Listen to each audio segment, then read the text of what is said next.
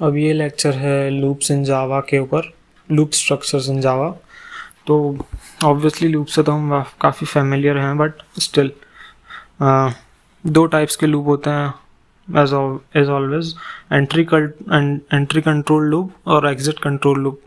Entry control में condition जो है चेक होती है लूप में एंटर करते टाइम, और एग्जिट कंट्रोल में चेक होती है एग्जिट करते टाइम। तो ऑब्वियसली एंट्री कंट्रोल में आएगा वाइल लूप और फॉर लूप, और एग्जिट कंट्रोल में आएगा डू वाइल। डू वाइल काफ़ी हमेशा सही रहा है। डू वाइल में बात ये होती है कि कंडीशन आखिरी में चेक होती है तो एटलीस्ट एक बार तो लूप रन करेगा ही, दूसरी बार अगर कंडीशन फॉल्स होगी तो बाहर हो जाएगा। पर डू वाइल का यही एक एडवांटेज है कि एटलीस्ट एक बार तो रन करता है लूप। अब बात आती है वाइल की। तो वाइल में कंडीशन चेक करते हैं ऊपर ही, ट्रू हुई तो स्टेटमेंट रन करेंगे जब तक वो कंडीशन फॉल्स नहीं हो जाती। फॉल्स हो जाती है तो बाहर आ जाएगी बॉडी के डायरेक्ट। अब जो टेस्ट कंडीशन होती है जावा में वाइल की, वो स्ट्रिक्टली बुलियन टाइप होती है। वहाँ हम ऐसे वन नहीं लिख सकते, जैसे कि सी में हम लिख देते ना वाइल वन, उसका मतलब होता है वाइल ट्रू। जावा में टाइप तो बुलियन ही होता है, वो ट्रू फॉल्स को वन और ज़ीरो भी कंसिडर नहीं करता है। वो ट्रू मतलब सिर्फ ट्रू, फॉल्स मतलब सिर्फ फॉल्स, फॉल्स मतलब ज़ीरो नहीं होगा और ट्रू मतलब वन नहीं होगा। तो ऐसा होता है इस जावा में। तो स्ट्रिक्टली बुलियन टाइप होती है वहाँ पे, मतलब आप एक्सप्रेशन का आंसर हम ट्रू आना चाहिए फिर फॉल्स आना चाहिए, ऐसा होना चाहिए। तो ठीक है। अब बात आती है डू वाइल की। डू वाइल एज यूजुअल पहले बॉडी रन करेगा, फिर आखिरी में वाइल करके टेस्ट कंडीशन रन करेगा। डू वाइल में वाइल के बाद सेमी कॉलन आता है, ये बात याद रखने की है। और हाँ,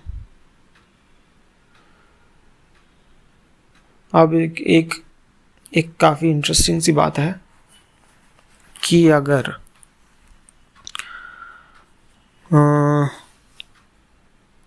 wait a minute,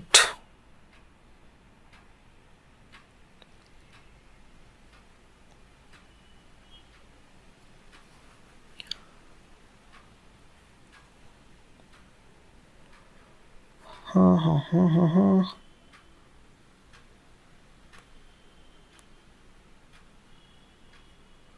last time एक जो क्लास थी स्कैनर क्लास के ऊपर, उसमें एक पॉइंट छूट गया था। वो पॉइंट ये था कि नेक्स्ट लाइन के ऊपर था पॉइंट, जो कि मैं अभी बता रहा हूँ। एक सेकंड, बस एक सेकंड।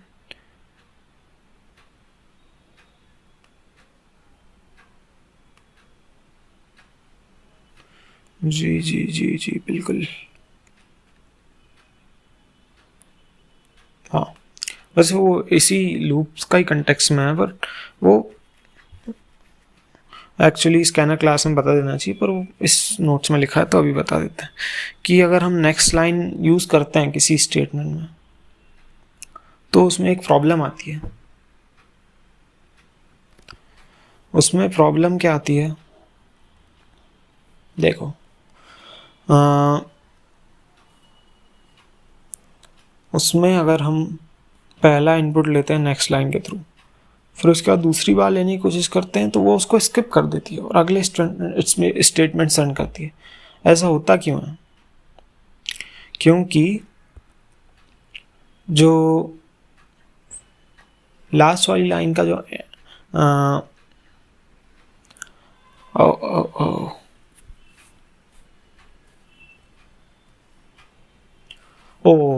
अच्छा, तो पहले वाले जो नेक्स्ट लाइन का इनपुट था वो नेक्स्ट लाइन एज इनपुट ले लेती है, मतलब कीबोर्ड बफर में जो एंटर पड़ा हुआ था उसको एज इनपुट ले लेती है और वो नेक्स्ट स्टेटमेंट रन करने लग जाती है। इसलिए उसको हम क्लीन तो नहीं कर सकते, इसमें बफर क्लीन नहीं कर सकते। तो हमें एक बार अगर इनपुट लेना ही है दूसरी बार अगर, तो हमें एक बार ब्लैंक नेक्स्ट लाइन लिखना पड़ेगा, उसके नेक्स्ट लाइन में कितना कॉम्प्लेक्स हो रहा है। अगर हमें बफर क्लीन करवाना है एक तरीके से, तो हमें एक बार सिंपली नेक्स्ट लाइन पास करना पड़ेगा ताकि वो बफर से इंटरेक्ट कर ले और वो एंटर जो बफर में रह गया था उसको नलिफाई कर दे। फिर हम वापस एज यूजुअल हमारा इनपुट ले सकते हैं नेक्स्ट लाइन के through without any do further do.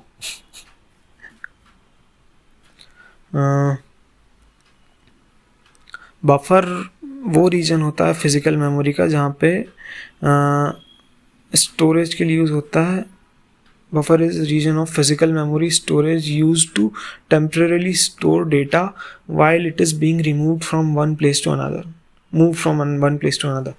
So अगर हम इस केस में कीबोर्ड बफर में एंटर की रह गई है तो अगले वाले नेक्स्ट लाइन में चली जाती है और फिर वो रन नहीं कर पाती, मतलब वो अगले स्टेटमेंट्स पर जंप कर जाती है इसको इनपुट एंटर को इनपुट लेके। तो इसलिए हमें अगर नेक्स्ट लाइन यूज़ करना है तो 2 बार यूज़ करना है, एक बार खाली चलाना है उसको, दूसरी बार अपना यूजुअल काम करना है। बट वो सिर्फ सेकंड टाइम के लिए, फर्स्ट टाइम तो आप नेक्स्ट लाइन से इनपुट ले लोगे, फिर इनपुट लेने के बाद बफर में जो एंटर बचेगा वो दूसरे वाला नेक्स्ट लाइन के लिए प्रॉब्लम क्रिएट करेगा। तो हर बार जब दूसरी बार नेक्स्ट लाइन का यूज़ करना हो तो एक बार उसको खाली पास कराना पड़ेगा। तो ये बात थी। अब डू व्हाइल की बात हो गई। फॉर लूप आता है, स्टार जो है अपना लूप्स का, मतलब वो तो मेरी नज़रों में है बट है। फॉर लूप में होता है 3 ऑप्शंस हमारे पास। ऑप्शंस तो क्या मतलब एक्सप्रेशन हमें लिखते हैं पैरेंथेसिस में फॉर के। पहला होता है इनिशियलाइजेशन, दूसरा होता है कोलन सेमीकोलन लगा के टेस्ट कंडीशन, तीसरा होता है स्टेटमेंट। स्टेटमेंट में हम मोस्टली अपडेशन लिखते हैं पर हम कोई स्टेटमेंट भी रन करा सकते हैं एक बार लूप के इटरेशन के बाद। तो ये बात है। इनिशियलाइजेशन और सारे पार्ट्स ब्लैंक रख सकते हैं हम, एक्चुअली सारे पार्ट्स को ब्लैंक रखा जा सकता है, सिर्फ कोलन कोलन लगा दो, आप अंदर इनिशियलाइजेशन कर दो, आप बॉटम में टेस्ट कंडीशन रन कर दो, आप कहीं भी अपडेशन कर दो, कोई फ़र्क नहीं पड़ता। फॉर लूप इतना फ्लेक्सिबल है। अब एग्जांपल्स तो बहुत सारे हो ही चुके हैं फॉर लूप में। कंटिन्यू और ब्रेक क्या है ये जो है लूप टर्मिनेट करने के काम में आता है break. To terminate the loop and exit its body providing a condition before it, in such cases we use statement break. In situations where we want to skip further steps in a loop and move directly back to the test condition, there we use statement continue. Continue हम use करते हैं जब हमें directly condition पे जाना हो, test condition पे जाना हो, और ब्रेक यूज़ करते हैं अगर हमें ब्रेक लूप को ब्रेक करना हो। ठीक है। नेस्टेड फॉर लूप होता है, फॉर के अंदर फॉर, ऑब्वियस सी बात है। अब बात आती है लेबल्ड ब्रेक एंड कंटिन्यू। हम ब्रेक और कंटिन्यू को गो टू की तरह यूज़ कर सकते हैं। मतलब go to, obviously we know what is go to, it is a bad practice people say, but no, unlike go to there is something different. Go to जो होता है वो उस लेवल पे चला जाता है, बट ये उस लेवल पे नहीं जाता। जैसे कि हम 2 फॉर लूप लगाए, नेस्टेड फॉर लूप, फॉर के अंदर फॉर, पहले वाले को बोलते हैं फॉर फर्स्ट, फॉर सेकंड, दूसरे वाले को फॉर सेकंड। तो अगर हम अंदर वाले लूप में ब्रेक कॉल करेंगे तो वो सिर्फ अंदर वाले लूप को ब्रेक करेगा, बाहर वाला लूप तो अभी भी रन करता रहेगा। मतलब अगर सेकंड टाइम जाएंगे तो फिर पहला फॉर की कंडीशन चेक होगी, अपडेट होगा, फिर वो सेकंड फॉर में वापस से आ जाएगा। तो अगर हमें दोनों फॉर लूप को एक साथ ब्रेक करके बाहर आना है तो हमें दोनों में ब्रेक लगाना पड़ेगा कंडीशन को चेक करके। इसके बजाय हम अगर पहले वाले फॉर लूप के जस्ट ऊपर एक लेबल लगा दें, ए लेबल करके, मतलब लेबल नहीं लिखना है, सिर्फ ए लिखो और कोलन लगा दो, लेबल का नाम हो गया ए। तो अगर हम ब्रेक कर देंगे, ब्रेक के बाद लिखेंगे ए, लेबल का नाम, ब्रेक ए, तो वो दोनों लूप को बाहर आ जाएगा, मतलब जिस लूप के बाहर आपने लेबल लिखा है ना, लेबल का नाम, उस लूप को भी ब्रेक कर देगा वो। ऐसा होता है लेबल कंटिन्यू और फॉर। कंटिन्यू लिखोगे तो पहले वाले की कंडीशन पे चला जाएगा, बाहर वाले की कंडीशन पे जाएगा, ये बात होती है। अब कुछ एग्जांपल्स हैं, ये तो सिंपल है। अब एक स्पेशल एग्जांपल है।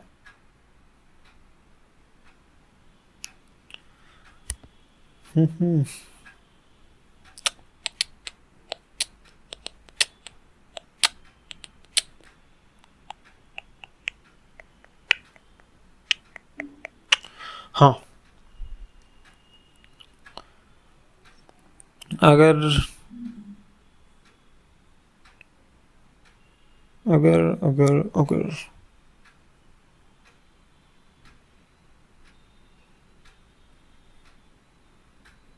हाँ, तो ये डिस्कस हो चुका है, ये सब डिस्कस हो चुका है। एनहांस फॉर कहाँ है? एनहांस फॉर कहाँ? वेट अ मिनट,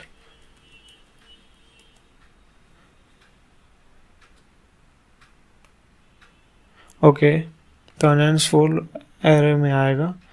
तो अभी तो हो गया है ये सब लूप्स की बात। अब लूप्स के बाद नेक्स्ट टॉपिक एरे है, जो कि हम नेक्स्ट सेशन में डिस्कस करेंगे। ओके।